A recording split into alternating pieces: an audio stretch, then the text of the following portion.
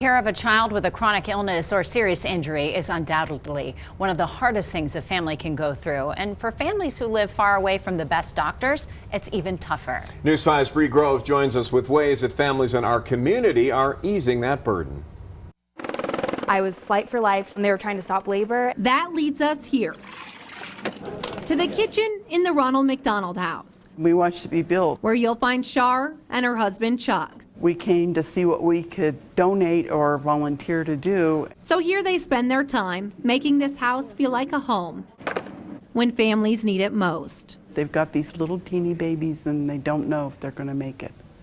And it just breaks your heart. But you want to be here, feed them, and just help them stay well so they can take care of those babies. Meet the Bledsoes. It's like a second home for us. After the unexpected birth of their twin girls at 29 weeks, It's a blur, to say the least. a long NICU stay was required. But that first night in the hospital with little Josie and Haley. That was terrible. No one got any sleep. It was very emotional to be there all night. A 2-hour commute for mom and dad was not in the cards.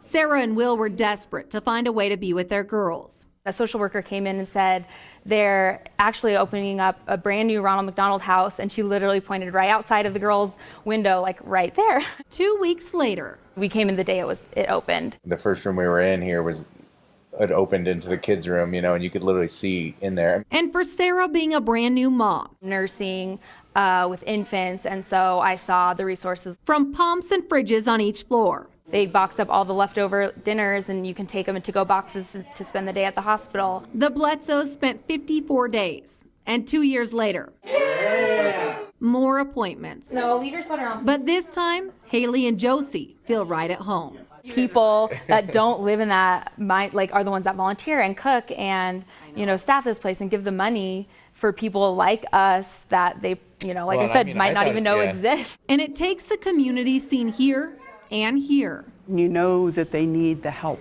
to keep families together while their loved ones undergo treatment. The amount of time and money and energy people put into it to make it as great as it is unbelievable. From guest rooms and kitchens to play areas, teen hangouts and laundry rooms, short or extended stays, all for free. It's definitely God's work. Translated to families through volunteers.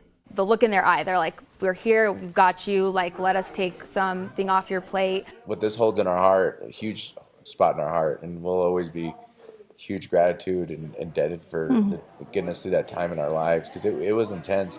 The Bledsoes have since added another one to their crew. Many great volunteers and staff at our local Ronald McDonald House helped them through some of the toughest times, as they have for nearly 12,000 families to be with their loved ones. So if you ever want to explore individual or group volunteering, we do have a link to get you involved on this story at KOAA.com. For News 5, I'm Bree Groves.